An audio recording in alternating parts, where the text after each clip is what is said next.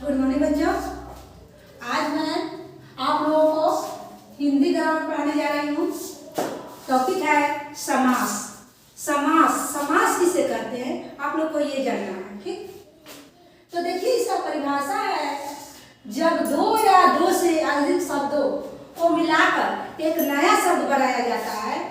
जब दो या दो से अधिक शब्दों को मिलाकर नया शब्द बनाया जाता है तो उस नए शब्द के बनने की प्रक्रिया को हम समास कहते हैं। समझ में आ गया होगा। जब दो या दो से अधिक शब्द मिलाकर एक नया शब्द बनाया जाता है तो नए शब्द बनने की प्रक्रिया को हम समास कहते हैं। जैसे उदाहरण देखिए, गंगा जोड़ जल, गंगा जोड़ जल। तो इसमें क्या किए हैं, दो शब्द है, एक गंगा है और एक जल है। जब हम दोनों को मिला देते हैं तो एक क्या बन जाता है, नया शब्द बन जाता है, गंगा जल। तो दोनों शब्द नया शब्द बनाने की जो प्रक्रिया हुआ तो इसी को हम समास कहते हैं। दूसरा है पुस्तक जोड़ आलय। तो पुस्तक का एक शब्द हो गया और दूसरा शब्द आलय हो गया, ठीक। दोनों को जब हम मिलाते हैं तो एक नया शब्द बनता है, पुस्तकालय। तो ये बनाने की जब प्रक्रिया जो है, नया शब्द बनाने की प्रक्रिया, जैसे पुस्तक जोड़ आलय, ये जो प्रक्रिया है उसी को हम समास कहते हैं। समझ में आ गया बाबू। अब देखिए आगे है समस्त पद। तो हम समझ जानेंगे कि आखिर समस्त पद होता क्या है। तो देखिए, समास के नियमों से बना पद समस्त पद कहलाता है। समास के नियम से जो पद बनता है उसे हम समस्त पद कहते हैं। इसे हम समासिक शब्द भी कहते हैं। इसे हम समासिक शब्द भी कहते हैं। जैसे है, देखिए, विद्या जोड़ आलय, क्या बन गया, विद्यालय, उस, ठीक ना।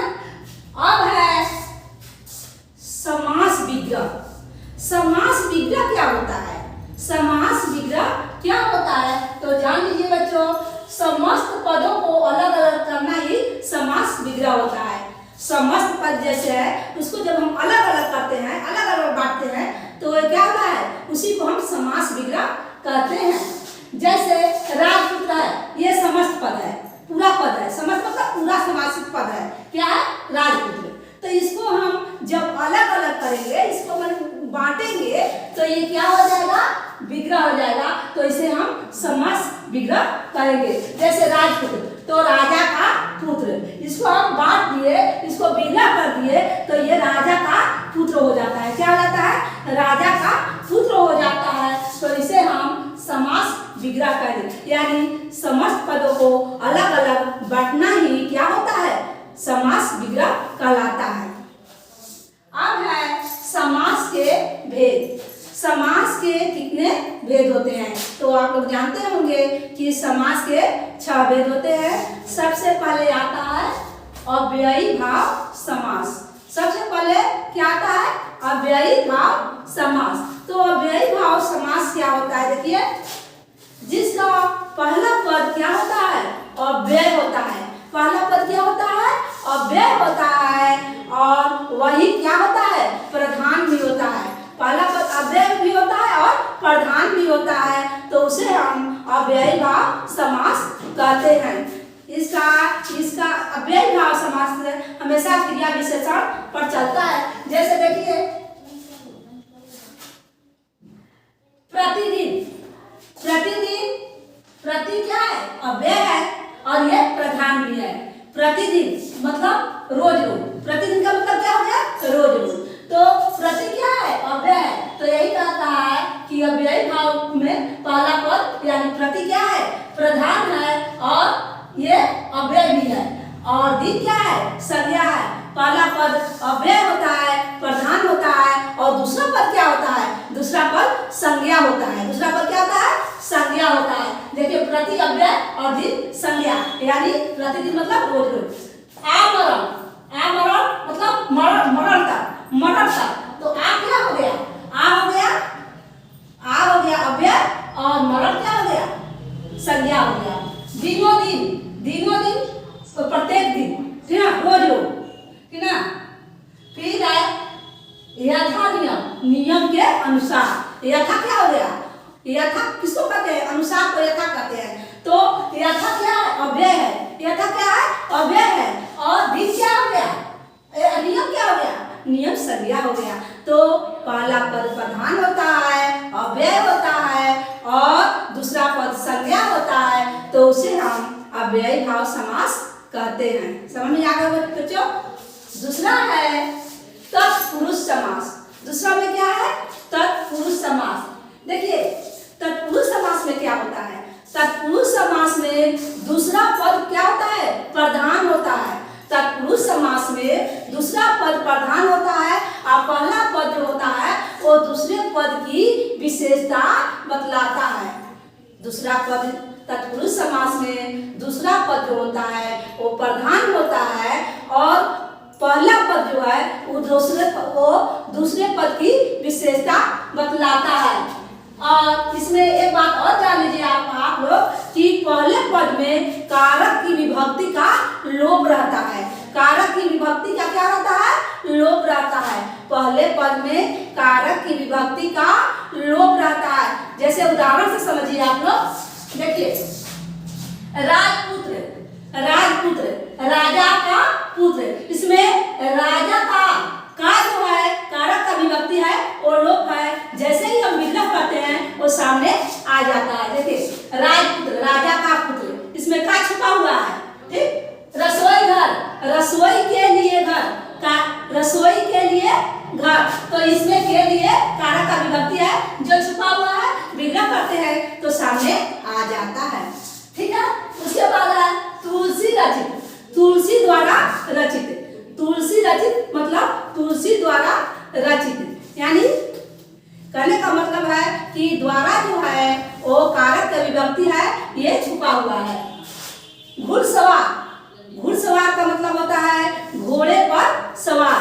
घोड़े पर सवार, तो पर जो है कारक का विभक्ति है वो छुपा हुआ है। राष्ट्रपति, राष्ट्रपति का मतलब होता है राष्ट्र का पति। राष्ट्र का पति, जब का जो है वो लोप है। कारक की विभक्ति जो का है वो लोप है। तो समझ में आ गया बच्चों? तत्पुरुष समास किसे कहते हैं?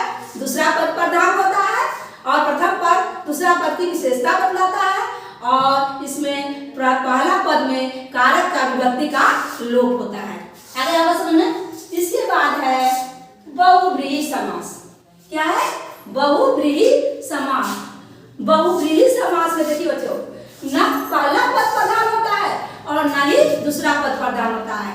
न पहला पद प्रधान होता है और न ही दूसरा पद प्रधान, कोई अन्य पद प्रधान होता है, हो जाता है, तो उसे हम बहुव्रीहि समास कहते हैं। इसमें दोनों पद की प्रधानता नहीं होती है, कोई अन्य पद या तीसरा पद आकर प्रधान हो जाता है, तो उसे हम बहुव्रीहि समास कहते हैं। जैसे उदाहरण सुनिए, दशानन।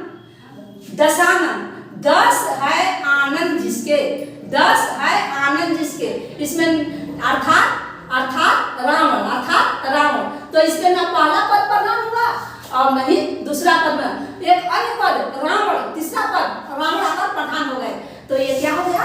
बहुव्रीहि समास। उसी तरह है पीतांबर। पीला है अंबर जिसका, पीला है अंबर जिसका, अर्थात कृष्ण, अर्थात क्या हो गए? श्री कृष्ण हो गए। तो इसमें ना पहला पद प्रधान हुआ और ना ही दूसरा पद प्रधान हुआ। प्रधान कौन हो गया? तीसरा पद, तो ये बहुव्रीहि समास है। इसी तरह बहुत सारे उदाहरण है। नीलकंठ, नीला है कंठ जिसका, नीला है कंठ जिसका, अर्थात शिव, तो इसमें अर्थात शिव आ गए, तो ये अन्य पद हो गए, तो ये क्या हो गए? बहुव्रीहि समास। न पहला पद प्रधान होगा न दूसरा पद प्रधान होगा, कोई अन्य पद आकर प्रधान हो जाता है, तो उसे हम बहुव्रीहि समास कहते हैं। ठीक। चंद्रभाल, चंद्र है जिसके भाल में, तो क्या हो गया? शिव, शिव, तो कौन समास हो गया? बहुव्रीहि, मतलब पहला पद प्रधान न दूसरा अन्य पद प्रधान। तीसरा है, चौथा है कर्मधारय समास। चौथा में क्या है? कर्मधारय समास। तो देखिए बच्चों, कर्मधारय समास क्या है? इसमें उपमेय और उपमान का संबंध होता है, विशेषण और विशेष्य का संबंध होता है। मतलब कर्मधारय समास में उपमेय और उपमान का संबंध होता है, विशेषण और विशेष का संबंध, यानी पहला पद अगर विशेषण रहता है तो दूसरा पद क्या होता है, विशेष होता है। ठीक, जैसे देखिए नीलकमल, नीलकमल, नीला है जो कमल, नीला है जो कमल, तो नीला क्या है, विशेषण है, और विशेषण हो गया, और कमल क्या हो गया, संज्ञा हो गया। तो ये विशेषण और विशेष का संबंध बताता है। दूसरा है महाराजा, महान है जो राजा, महान है जो राजा, तो महान विशेषण हो गया और राजा संज्ञा हो गया। समझ में आ गया होगा बच्चों।